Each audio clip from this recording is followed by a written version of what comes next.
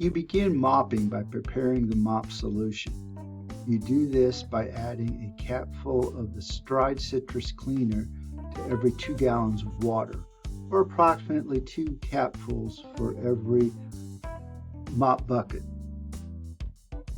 You then add cold water. Be careful not to overfill the bucket. Fill it till about 1 inch from the top of the breaker. You begin mopping by setting out the wet floor sign. Then you submerge the mop and wring it out. It's a good idea to twist the mop as you wring it. You will then go to one side of the room and begin mopping by mopping around the perimeter. And then you will mop from one side of the room to the other in a figure-8 motion. You will periodically need to wring out the mop as well as change your mop water. These are examples of mop water that is ready to be changed. Too often cleaners let their mop water go too long.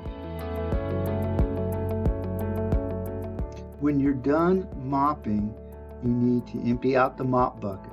You do this by first wringing out the mop and then by emptying the mop water into the sink or drain.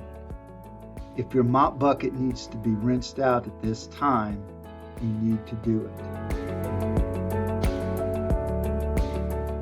You will then need to properly store your mop. You do this by hanging the mop up if there's a hook to do so. You will want to make sure that the mop head is in the bucket so it does not drip onto the floor.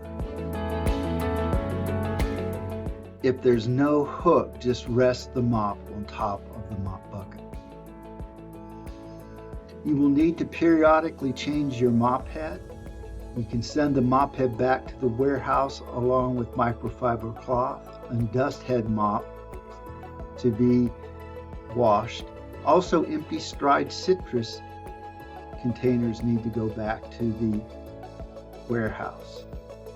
It's very important that you remember that all spills need to be reported immediately to your manager when mopping.